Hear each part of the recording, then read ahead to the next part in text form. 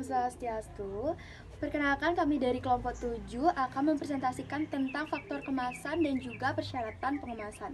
Sebelum itu, izinkan saya memperkenalkan kelompok 7. Yang pertama ada Imade Bayu Setiawan absen 16, yang kedua ada Iputu Agus Gangga Supta absen 17, yang ketiga ada Iputu Mahayana Santika absen 18, selanjutnya ada Iwayan Sauca Adriana absen 19, kemudian ada Ida Ayu Putusari Ratih absen 20, dan juga Kadek Dinda Ayu Febriana absen 21. Baik, presentasi akan kami mulai. Saya akan menjelaskan tentang faktor pengamanan. Faktor pengamanan yaitu melindungi produk terhadap berbagai kemungkinan yang dapat menjadi penyebab timbulnya kerusakan produk secara kimia, mikrobiologi, biologi atau fisik seperti kelembapan, gas, bau, mikroorganisme, debu, getaran, tekanan, dan sebagainya. Juga melindungi produk dari pengaruh lingkungan dan pengaruh lingkungan sekitar. Saya Iputu Agus Gangga Supta nomor absen 17 dari kelas 11 IPS 4. Di sini saya akan menjelaskan tentang faktor ekonomi dan distribusi. Contohnya yang pertama tentang faktor ekonomi adalah faktor internal yang mempengaruhi kegiatan ekonomi dalam kehidupan. Contoh pertama, tenaga kerja, yang kedua tenaga kerja modal, yang ketiga tenaga kerja modal peralatan, dan yang keempat peralatan bahan mentah. Kesuksesan dari kegiatan distribusi disebabkan oleh faktor yang pertama ada biaya, yang kedua sifat pembayaran, yang ketiga jumlah penjualan, yang keempat sifat barang, yang kelima tingkat keuntungan, yang keenam modal. Kesuksesan dari kegiatan distribusi yang disebabkan oleh faktor.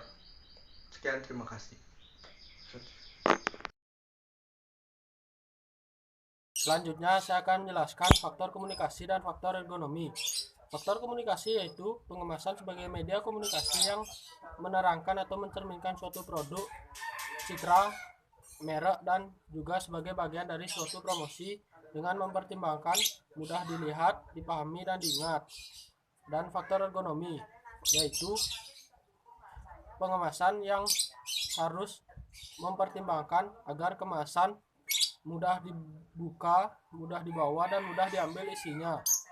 Bentuk kemasan yang ergonomi ini memudahkan konsumen untuk membawa dan menggunakan suatu produk yang dibeli.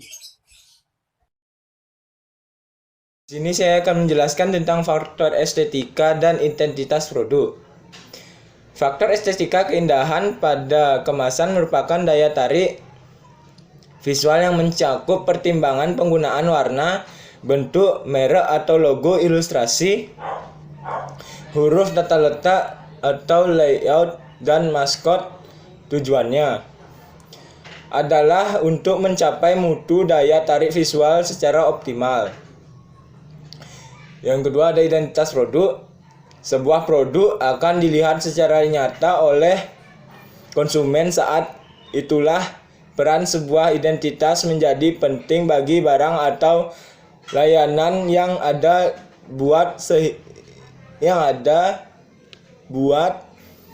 atau sehingga menghasilkan sesuatu dengan keistimewaan tersendiri kepada konsumen dalam mengenal suatu barang atau layanan. Suatu merek bisa divisualisasikan dengan adanya produk identity tersebut. Masyarakat saat ini merupakan penilai yang pasti.